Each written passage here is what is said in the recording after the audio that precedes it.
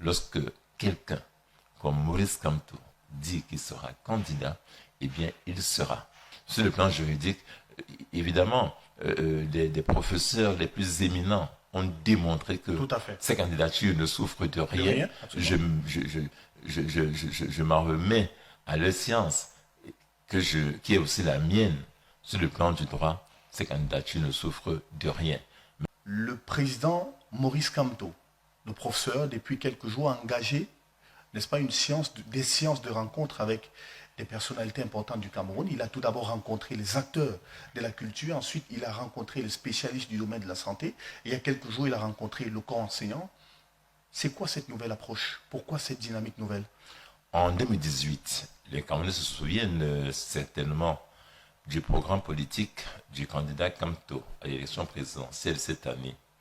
Il y avait un programme sur près de 100 pages qui avait été reconnu par la plupart des personnes de bonne foi comme étant un excellent programme politique pour un candidat à la présidence de la République. Nous sommes en 2025, Maurice Kamto sera un nouveau candidat. Et il a donc un programme politique à proposer aux Camerounais.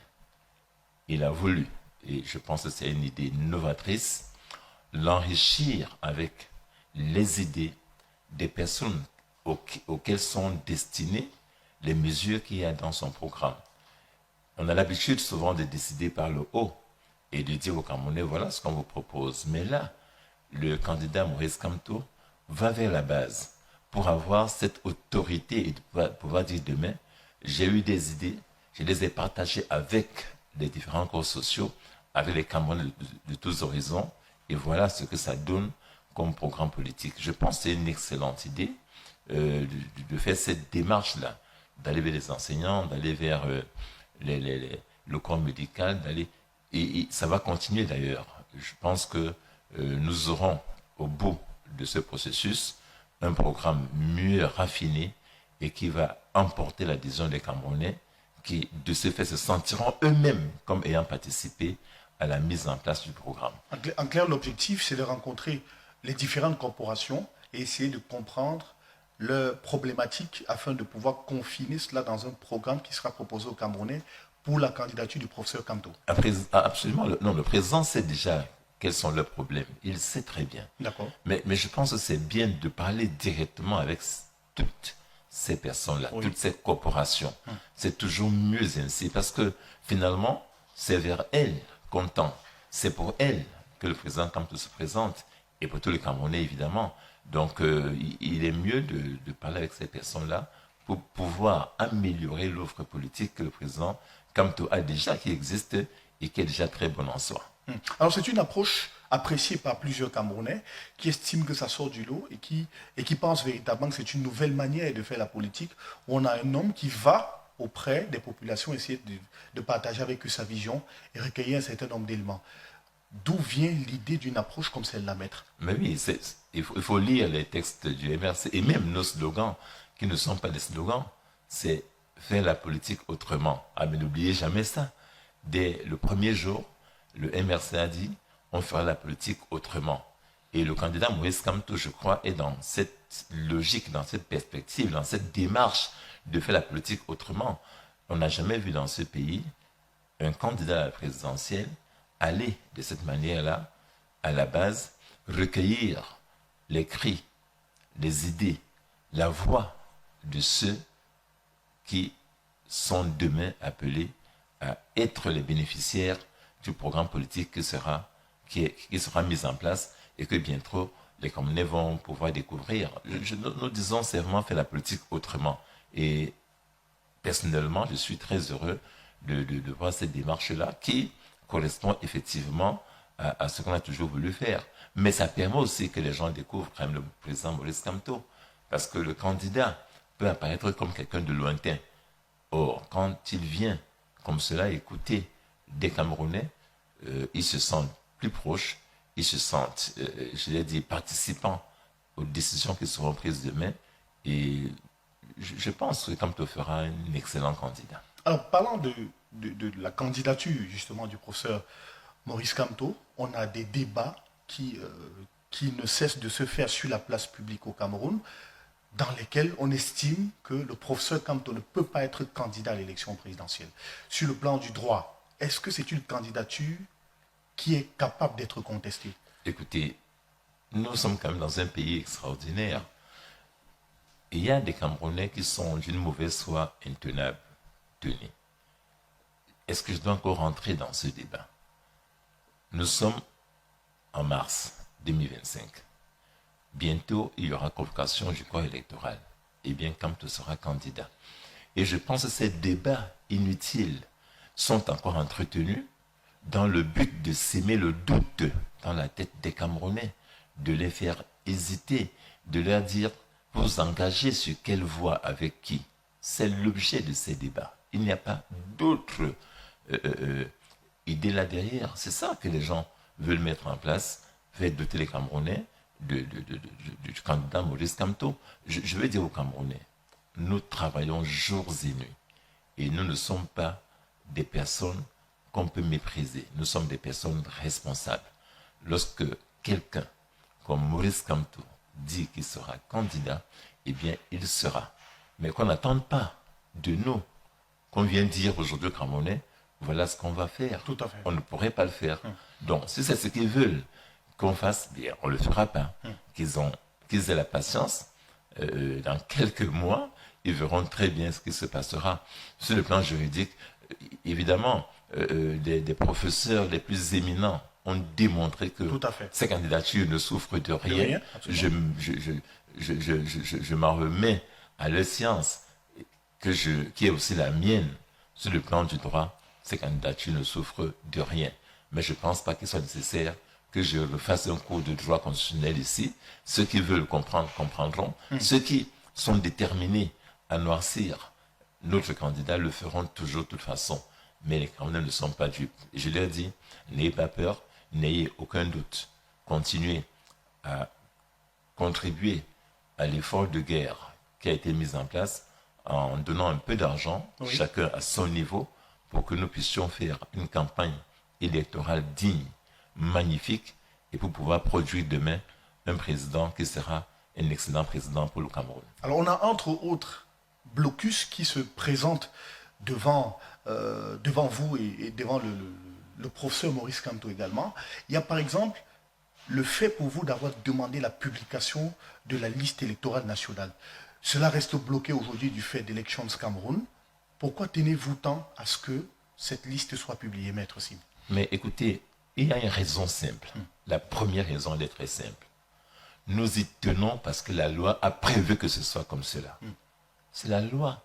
L'article 80 du Code électoral prévoit de manière très claire, c'est un texte qui n'est pas susceptible d'être contesté ou interprété, il prévoit que le 30 décembre de chaque année, Elections Cameroun doit produire, publier la liste électorale nationale. Oui. Et le MRC ne demande, ou le président Kamto, le candidat, n'exige pas une chose qui n'existe pas. Nous demandons que simplement Elections Cameroun se conforme à la loi. Tout de même, cet organisme a été mis en place parce que les élections étaient contestées de manière récurrente au Cameroun. Et on a pensé qu'en mettant en place un organe supposé être indépendant, il n'y aurait pas de contestation. Le malheur, c'est que cet organe lui-même commence à être un organe rebelle et délinquant en ne mettant pas en place une liste nationale qui pourtant doit être publiée par lui-même. C'est ça le problème qui est posé aujourd'hui. Donc, quand le MRC, quand le président Kamto demande, exige que la liste nationale soit publiée, c'est parce que la loi le prévoit. La loi le prévoit. Nous ne demandons pas une chose qui n'existe pas. Et derrière, justement, mais si cette liste électorale nationale n'est pas publiée, que peut-on redouter? Non, il y a des problèmes qui sont évidents. Le législateur camerounais a voulu que ces listes soient publiées. Pourquoi? Première raison. Dis-nous. Les Camerounais doivent tous, où qu'ils soient, savoir quels sont les autres compatriotes qui sont inscrits. Tous. Cela veut dire que c'est comme dans une salle de classe. Si on veut dire une salle de classe à 50 élèves, les élèves se connaissent eux-mêmes. Ils peuvent même s'appeler par leur nom. Ils se connaissent. Donc, nous devons savoir quels sont les Camerounais inscrits. Première chose. Nous devons savoir si le nombre de personnes inscrites qui est annoncé correspond à la réalité de personnes qui existent, qui sont vivantes, qui sont des Camerounais, qui sont en capacité donc de pouvoir être inscrits. Le président national, il y a quelque temps, a fait un communiqué, une déclaration dans laquelle il disait qu'il y a des étrangers qui sont inscrits sur la liste électorale nationale au Cameroun. Il a été critiqué par le ministre de l'Intérieur, M. Tanganji. Mais c'est très simple. Si la liste est publiée, on verra très bien s'il y a des Camerounais seulement qui sont inscrits ou s'il y a des étrangers. C'est des raisons pour lesquelles il faut que cette liste soit publiée. Et il faut qu'elle le soit parce qu'il y a également possibilité à ce moment-là de voir s'il y a des doublons. Vous savez, on a commencé à découvrir qu'il y a des personnes qui sont inscrites 2-3 fois. On a commencé à le voir. Oui. C'est cela liste est publiée intégralement qu'on pourra donc faire un vrai contrôle pour débusquer tous les doublons possibles. En réalité, la liste électorale nationale, c'est quoi? Pourquoi il faut qu'elle soit publiée? C'est le corps électoral. C'est elle qui constitue le corps électoral. Si elle n'est pas publiée, sur la base de quoi celui qui est en charge de convoquer le corps électoral va le convoquer? Il aura convoqué qui à l'élection présidentielle de 2025? C'est très important parce qu'on donne l'impression que le MRC et son président sont exigeants sur... Ce n'est pas un détail. Cette affaire de liste électorale nationale, ce n'est pas un détail. C'est l'objet sur lequel sûrement notre adversaire, le RDP et son candidat éventuel, sont en train de s'accrocher pour pouvoir faire une élection en eau trouble. Donc vous redoutez que l'élection soit tachée d'irrégularité? Mais elle le sera. Déjà, le fait que la liste ne soit pas publiée est déjà en soi, ce fait est déjà en soi une irrégularité. C'est irrégulier ce que fait Elekam. C'est déjà une grosse irrégularité. C'est-à-dire que ce n'est pas seulement le jour du vote que nous redoutons ces trépatouillages, eh bien, ils ont déjà commencé. On vous a vu devant le Conseil constitutionnel dire que vous ne souhaitiez plus revenir devant le Conseil constitutionnel, peut-être dans le cadre d'un contentieux quelconque post-électoral, par exemple, comme en 2018, et qu'il fallait absolument que cette liste soit publiée. Une attitude qui interpelle parce que ni le Conseil constitutionnel, ni la Cour d'appel auprès desquelles vous êtes allé pour faire pression sur Elections Cameroun de publier cette liste n'a été faite. Qu'est-ce qui peut justifier cette attitude aussi bien du Conseil constitutionnel de la Cour que de la Cour d'appel? Non, je pense que le Conseil constitutionnel, en tant qu'organe suprême, au cours de ce débat, a rendu une solution, a rendu une décision qui n'était pas digne de lui.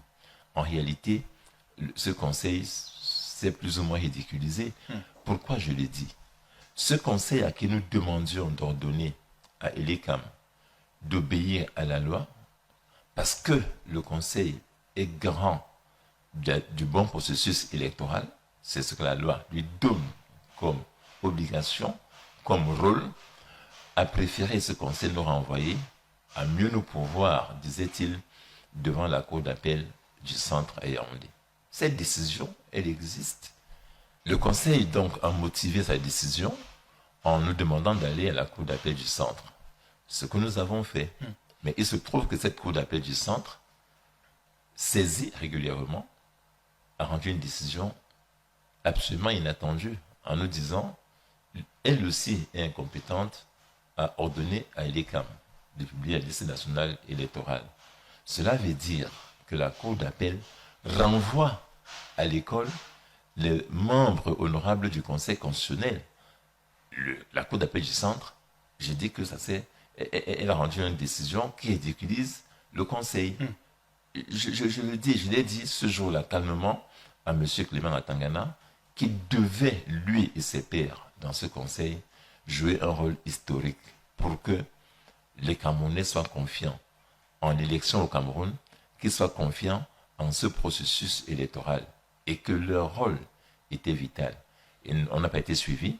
Ça fait qu'aujourd'hui, on a un déni de justice au Cameroun, au Conseil constitutionnel et à la Cour d'appel. Personne ne veut rendre la justice. Personne ne veut dire le droit dans ce problème qui est posé aux Camerounais. Mais pour quelle raison, maître? Mais il faut savoir, il donne le sentiment qu'il joue le rôle de complice actif je vais dire, de la tricherie qui est en train de se préparer. Parce qu'en fait, le parti au pouvoir, en dépit des effets de manche, sait très bien que les Camerounais sont extrêmement mécontents. Je ne les écoute pas au quotidien. Les Camerounais sont très fâchés. Ils veulent en découdre. Et ces personnes ont des renseignements qui leur viennent de la base. Elles le savent très bien. Et le seul moyen, donc, c'est d'essayer de tricher. Moi, je considère que la Cour d'appel du centre, que le Conseil constitutionnel et l'ICAM sont des membres actifs de cette tricherie qui est en train de se mettre en place. On ne peut pas dire autrement. Et aujourd'hui, il serait peut-être bon que le Conseil prenne lui-même la mesure de la chose et nous dise, on vous a envoyé à la Cour d'appel et dit que ce n'est pas elle, et de dire maintenant, donc, c'est nous qui devons ordonner à l'ICAM de publier la liste électorale nationale. Le Conseil devrait le faire. Chose qui n'a pas été faite. Pas encore, malheureusement, parce que c'est son rôle. Et je pense que, je l'ai dit, ce Conseil n'est pas un organe juridictionnel ordinaire. C'est un organe qui est mi-juridictionnel, mi-politique. C'est comme ça partout. Et c'est pour ça que dans certains pays, comme en France, son président n'est pas un magistrat, ce n'est pas un juriste. Voilà, on peut y mettre à sa tête des personnes qui n'ont pas des capacités en droit, je vais dire à la base. Oui. C'est parce que précisément, ce n'est pas une juridiction ordinaire. Elle peut prendre des décisions si elle sent que, si elles vont dans le sens de l'apaisement, si elles vont dans le sens de la tenue d'une bonne élection, même si la loi n'a pas prévu qu'elle puisse avoir cette compétence, comme disait le candidat Kamto à l'époque, en 2018, mais ce conseil a la compétence de sa compétence. Il faut qu'il soit conscient de cela et prenne des décisions courageuses qui resteront dans l'histoire de notre pays. Alors, pendant que vous mettez la pression sur Elections Cameroun de faire publier la liste électorale nationale, en réponse, le 4 mars, par exemple, on a le ministre de l'administration territoriale, le ministre Paul Atangandji, qui est une fois de plus monté au créneau pour menacé dans un discours au vitriol, sans toutefois le nommer, le professeur Maurice Kamto. Alors, comment avez-vous trouvé la sortie du ministre Paul Atangandji? Écoutez, ce que je sais, c'est que, connaissant M. Kamto Maurice, ce genre de menace le laisse absolument à 37 degrés. Ce n'est pas ce genre de propos qui vont l'ébranler. Rien du tout. Il lui demande par exemple, d'arrêter, parce que ce qu'il fait est de trop. Mais non, on ne fait rien de trop. Écoutez, nous demandons par exemple à l'ICAM de simplement faire ce que la loi lui demande de faire. Dites-moi en toute bonne foi, où est le harcèlement dedans? On en fait trop comment? Nous ne pouvons pas avoir un droit prescrit par la loi, et lorsqu'on demande que ce droit soit exercé, qu'on nous dise qu'on en fait de trop. Je pense que, et cela a été dit par le président lui-même, cette attitude de M. Atangandji est regrettable dans une vraie république qui se veut démocratique, mais il donne en même temps l'image précisément d'un pays qui a tenu le dos à la démocratie et qui au contraire est en train de s'enfoncer dans une espèce de dictature incompréhensible. Même les petits acquis de 1911 ont été mis dans l'eau. Mais M. Atangandji devrait s'adresser plutôt à son gouverneur, à ses gouverneurs, qui vont assister à la fête d'un parti politique avec des voitures officielles de l'État, alors qu'ils vont assister à une activité purement partisane. Mais M. Tenda, au nom de quoi des sous-préfets interdisent des réunions du MRC, même quand elles sont tenues dans des domiciles privés? Il y a quelques semaines, quelques mois, à Saint-Milima, on a arrêté le militant qui tenait une réunion, déclarée pourtant à un domicile privé, réunion du parti. Mais le gouverneur, lui, va assister aux festivités d'un autre parti politique. Et je le dis à ce gouverneur, à ces gouverneurs, ils ne doivent pas le faire. Parce qu'à ce moment-là, leur neutralité n'existe plus. Ou alors, ils font simple, ils assistent à tous les meetings de tous les partis politiques, où ils ne vont à aucun meeting.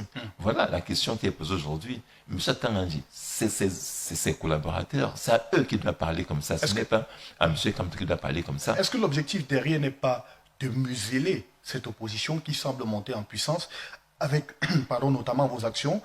Il a par exemple déclaré que si le professeur Kamto continuait, je le dis sans le citer, il a dit s'il continuait, il va se retrouver au village de si je savais. Oui. Et il a déclaré avoir mis à contribution les gouverneurs, les préfets et sous-préfets pour rendre effectif le contrôle des hommes politiques dans l'espace public. Question simple, sommes-nous encore en démocratie avec ce type de propos? Mais non du tout. Mais là, sur ce point, M. Tangandji a dit effectivement cela, mais il a continué en disant que cette fois-ci, si le président Kamto continue, oui, il va aller en prison et pour une période plus longue. Et quand j'ai entendu ça, j'ai eu froid au dos.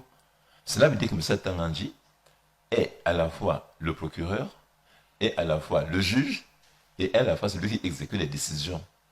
Il dit qu'un Camerounais ira en prison pour une longue période. C'est lui le juge.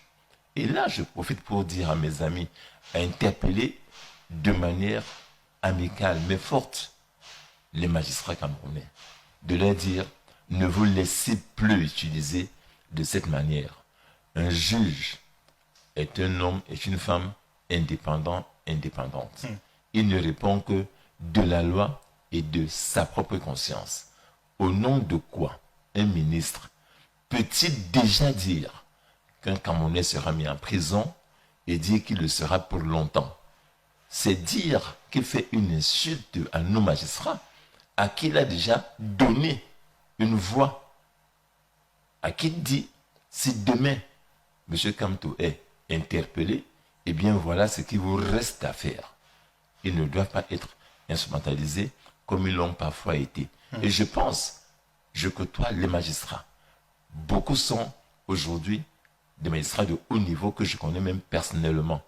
La justice est précisément l'organe vers lequel on peut s'appuyer pour redresser les torts des hommes politiques, les errements des hommes politiques. C'est à eux, demain, de pouvoir dire, vous n'avez pas fait ce que la loi prévoyait, eh bien, il y a un problème, nous sommes juges, voici nos décisions. M. Tangandji, ce qu'il fait, je le redis, je le considère comme un manque de respect même vis-à-vis de ces magistrats qui sont des hommes et des femmes bien formés et qui ont le droit, la liberté de rendre des décisions en âme et conscience, mais seulement guidées par la loi. Messieurs les magistrats, mesdames les magistrates, ne l'oubliez jamais. Vous n'avez d'obligation envers personne dans ce pays. Vous êtes des personnes qui ont été formées pour rendre justice, et bien rendez justice. Je reprends un peu les mots de la doyenne de l'Assemblée nationale, oui, qui disait que ceux qui doivent organiser les élections les organisent vraiment bien, que ceux qui doivent juger rendent de la vraie justice. Eh bien, je prends ça à mon compte pour dire, rendez justice, le pays entier vous regarde et pense que peut-être vous aurez été les sauveurs de la démocratie au Cameroun, ou alors ceux qui auront permis qu'il y ait vraiment au Cameroun une élection crédible et vraie. Alors, au sujet de l'Assemblée nationale, justement, puisque vous évoquez la doyenne d'âge il y a quelques instants, on a Kavaye Guédibril qui a été réélu président de l'Assemblée nationale. Également, de l'autre côté de la Chambre haute du Parlement, on a Marcel Nyadifendi qui a été réélu à la tête du Sénat comme président pour des mandats respectivement la 33e fois pour Kavaye Guédibril et je pense bien la 13e fois pour Marcel Nyadifendi. Quel message ces réélections vous renvoient à vous, Maître Sim? Écoutez, il faut déjà dire que ces deux chambres, à l'heure qu'il est, ne devraient même plus exister. Pourquoi? Elles devraient exister, disons, on aurait dû faire les élections en février 2025, législatives. On devrait.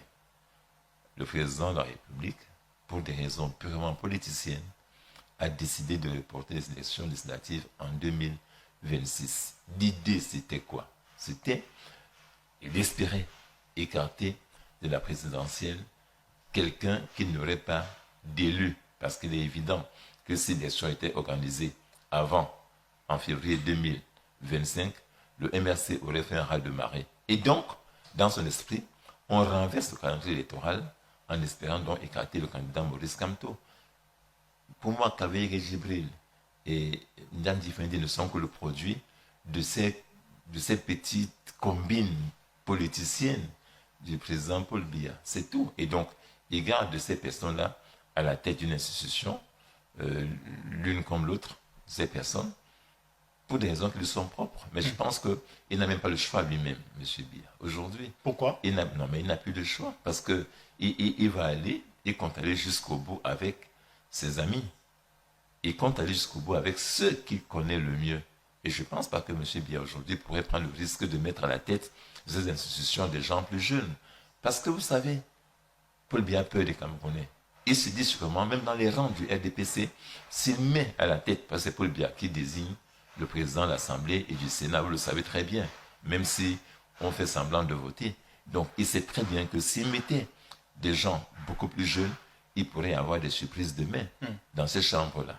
Et donc il préfère y garder des personnes qui lui sont fidèles, qui lui doivent absolument tout. Ce n'est rien d'autre que cela.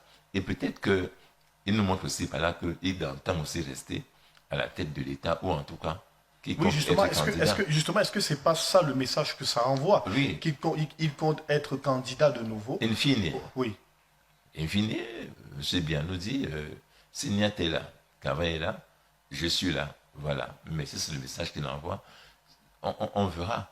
Le candidat Kamto Maurice ne choisit pas ses adversaires. Il faut qu'on le sache. Nous disons que nous sommes prêts. Nous sommes prêts, et quelle que soit la personne qui sera en face de nous, nous déroulerons notre programme, nous travaillons pour cela, pour que on puisse donner au Cameroun demain un président que les Camerounais auront enfin choisi par eux-mêmes. Ces candidats, je pense, j'y rêve, j'y crois. Oui. J'y crois, je comme faire. Ce sera Kamto Maurice. Et en tout cas, notre combat quotidien, jour comme nuit, c'est que cela soit ainsi. Quel est le point aujourd'hui, maître, sur les prisonniers politiques du MRC? Dans quel état sont-ils? Combien sont-ils encore en prison? Et comment est-ce que vous les accompagnez au quotidien pour qu'ils puissent passer des moments paisibles? Et comment est-ce que vous luttez et vous bataillez pour leur libération? Je voudrais, avant de répondre, rendre un hommage mérité à ces martyrs. Il faut les appeler comme ça, il n'y a pas d'autre mot, qui ont été emprisonnés en 2019 et en 2020 Oui. pour leurs idées politiques. Cela démontre simplement que aujourd'hui encore au Cameroun, nous n'avons pas accepté la contradiction politique et qu'on peut se retrouver en prison simplement parce qu'on n'est pas d'accord avec le régime en place. Malheureusement, c'est ce qui s'est passé. Et pour moi, Alain Foguet, Bibou Nissak, Pascal Zambou et tous les autres sont d'authentiques prisonniers politiques de M. Paul Biya. Ils sont des otages de M. Paul Biya. C'est des otages. Ce qui s'est passé là, c'est du Boko Haram judiciaire. C'est-à-dire qu'on terrorise les Camerounais parce qu'ils ont osé penser autrement. Ils ont osé exiger la transparence dans la gestion des fonds publics. Ils ont osé demander la transparence dans les élections. Et seulement pour ça, on les met en prison pour des peines très lourdes. 7 ans, 7 ans, oui. pour certains. Il en reste aujourd'hui, dans les geôles infectes de ce régime, 38 personnes exactement, qui attendent les recours que nous avons introduits à la Cour suprême. Donc, ces personnes ont un très bon moral. J'avoue que je suis toujours impressionné par cette capacité de nos militants, de nos amis politiques qui sont en prison, de résister, parfois même, et ils font de la dérision pour démontrer au régime qu'on ne peut pas briser des personnes qui ont des convictions. Souvent, ils vous disent, mais Paul Biya, il veut nous imiter, on a 7 ans de mandat, voilà, il n'est pas le seul à avoir 7 ans. Ils disent qu'ils sont des généraux 7 étoiles. En fait, ils font de telles blagues pour bien montrer que rien ne peut les briser. Et pour ça, je leur dis vraiment, bon courage les gars, bon courage les femmes, vous êtes d'authentiques martyrs et je pense que ce pays vous sera reconnaissant le moment venu. Comment ces gens vivent au quotidien, le parti MRC et d'autres personnes de bonne volonté qui se rendent bien compte que ce qui se passe n'est pas normal, nous mettons tous les jours en place des moyens pour que ces prisonniers ne manquent jamais de rien, sur tous les plans. Sur tous les plans. Santé, nutrition, suivi de l'école de leurs enfants. Nous faisons tout cela pour que la peine soit moins dure à supporter. Et je pense qu'on n'a jamais vu un parti politique dans le monde prendre en charge aussi longuement ces prisonniers politiques en leur donnant vraiment les meilleurs moyens de vie à la prison. Nos militants n'ont jamais eu à manger la ration carcérale. Jamais. Aucun jour. On leur apporte. Il y a des équipes qui travaillent pour cela. Il y a des équipes organisées qui travaillent tous les jours, de lundi à dimanche, aussi bien sur le plan médical, sur le plan alimentaire, pour que cela se passe ainsi. Je dis à ces équipes-là, à toutes ces personnes-là, qu'on ne connaît pas, qui travaillent dans l'ombre, je leur dis vraiment un grand bravo pour ce travail qui est fait. Et je pense qu'elles aussi, demain, la nation leur sera reconnaissante.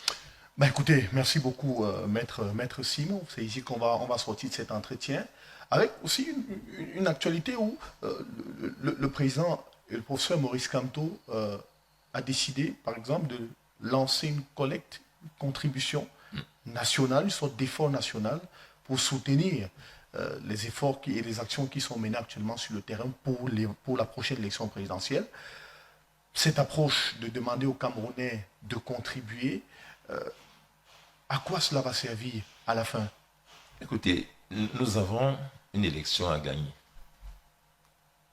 Je dis bien que nous avons en octobre une élection à gagner. Oui. Donc, nous essayons de mettre de côté tous les moyens pour y parvenir, y compris les moyens financiers. Les Camerounais ont été appelés, nos militants en premier, à participer à cet effort de guerre. J'aime l'appeler comme ça. Il faut savoir qu'il s'agit là d'un vrai effort de guerre. Sinon, on doit gagner cette bataille, ce combat politique. C'est chacun de nous en contribuant par 1 franc, par 10 francs, par 1000 francs, par 10 millions. Chacun en fonction de ses capacités contributives. Pour que nous puissions avoir cette somme de 6 milliards et même plus, nous espérons avoir plus pour 1, faire une bonne campagne, pour 2, pouvoir financer la présence dans tous les bureaux de vote des représentants du candidat Maurice Kamto et enfin pour permettre à ce que le parti puisse et son candidat puisse apporter la meilleure vision de ce qu'il peut donner. Et j'appelle tous les Camerounais à ne pas douter. On le fait croire, comme je vous l'ai dit tout à l'heure, que Kamto ne sera pas candidat. On le fait croire que Kamto pourrait détenir cet argent. Non, on a mis en place des mécanismes de gestion transparentes tels qu'aucun franc ne sera perdu. Nous rendrons exactement et intégralement compte de ce qui sera fait. Et d'ailleurs, cela montrera aux Camerounais que le président en devenir, Maurice Kamto, mettra en place au Cameroun une société de transparence où les fonctionnaires ou les Camerounais n'auront plus de possibilité de dilapider ce qui est notre bien commun, ce qui est le bien public. Ce sera un test. Et je pense que déjà sur ce point-là, les Camerounais pourront évaluer ce que le candidat Kamto sera en capacité de faire. Donc je dis à nous tous, n'ayez pas peur. Nous avons tous la chance aujourd'hui, et tout le monde le reconnaît, d'avoir un homme qui a une vision, qui a un esprit, qui nous montre le chemin et qui nous dit, faites-moi confiance, venez me donner les moyens de donner, à moi de donner ce que je peux donner de meilleur pour mon pays. En d'autres temps, il a fait. On n'aime pas le dire souvent, on n'aime pas le rappeler. Mais Maurice Kamto a su montrer, il y a quelques années, qu'il est un vrai patriote et il a su se battre pour son pays. Il saura le faire. Donc j'appelle les Camerounais simplement à n'avoir aucun doute, à ne pas se laisser distraire par ces discours de haine et tribaux. Oui. Maurice Kamto est un Camerounais. Il n'est qu'un Camerounais, c'est un citoyen qui demande à pouvoir donner le meilleur de lui-même pour son pays. Et pour ça, moi je dis, j'y crois. Je vous demande d'y croire comme moi.